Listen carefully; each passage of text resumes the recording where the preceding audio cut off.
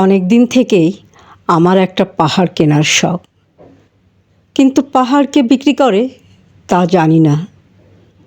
যদি তার দেখা পেতাম, দামের জন্য আটকাতো না। আমার নিজস্ব একটা নদী আছে, সেটা দিয়ে দিতাম পাহাড়টার বদলে। কে না জানে পাহাড়ের চেয়ে নদীর দামই বেশি। পাহাড় স্থানু, নদী বহমান।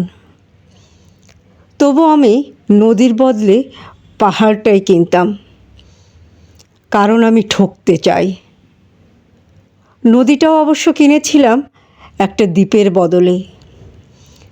ছেলেবেলায় আমার বেশ ছোট্টখাট্ট ছিমছাম একটা দ্বীপ ছিল, সেখানে অসংখ্য প্রজাপতি। শৈশবে দ্বীপটি ছিল আমার বড় প্রিয়। আমার যৌবনে দ্বীপটি আমার কাছে মাপে ছোট লাগলো। প্রবাহমান ছিপছিপে তন্বী নদীটি বেশ পছন্দ হলো আমার।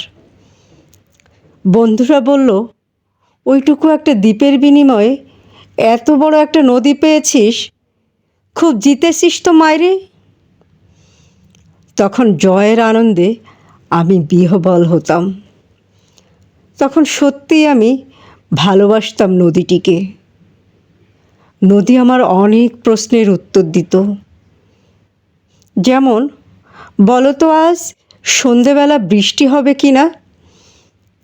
সে বলতো, আজ এখানে দক্ষিণ গরম হাওয়া, শুধু একটি ছোট্ট দ্বীপে বৃষ্টি।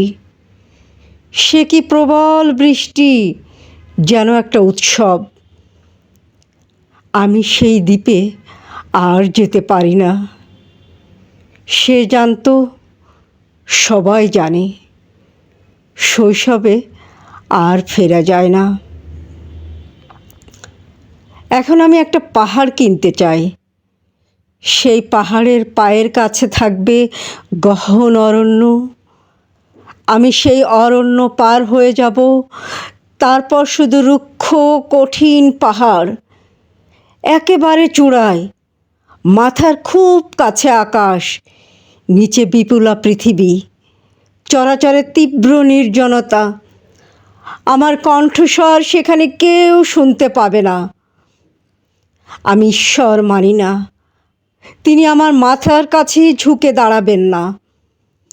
আমি শুধু 10 দিককে উদ্দেশ্য করে বলবো, প্রত্যেক মানুষই অহংকারী। এখানে আমি একা, এখানে আমার কোনো অহংকার নেই। এখানে জয়ী হবার বদলে ক্ষমা চাইতে ভালো লাগে। হে 10 দিক, আমি কোনো দোষ করিনি, আমাকে ক্ষমা করো, আমাকে ক্ষমা করো, আমাকে ক্ষমা করো।